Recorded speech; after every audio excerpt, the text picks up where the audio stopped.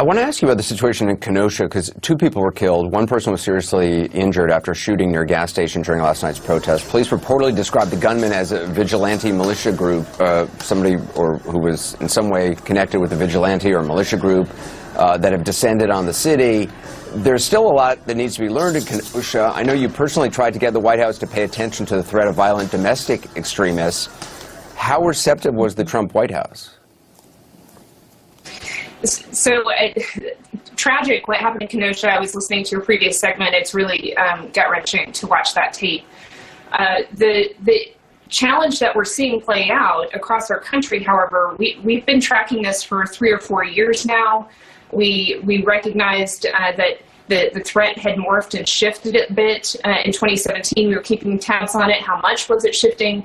But certainly by the time you got to Charlottesville, or the following year, the activities in Pittsburgh, the shooting at the synagogue, and then it exploded with what happened in Christchurch, and you've started to see this is not just an American problem. This is a globalized effort, a globalized white supremacy movement that is calling for a race war. They're calling for their adherents to commit acts of violence.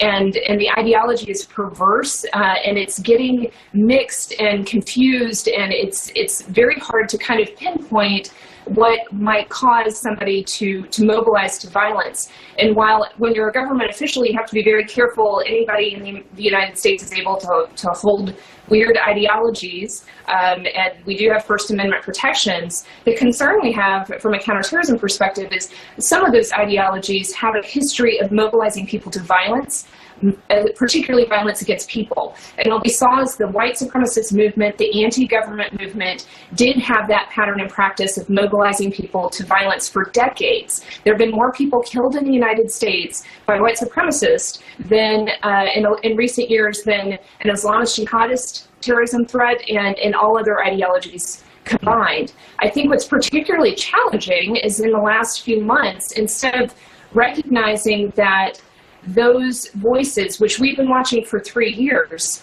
may take advantage of some of these peaceful protests. That's a pretty normal tactic, to use peaceful protests as a cover to do violent activities. It's harder for us to track them. It's harder for us to know that they're planning an attack.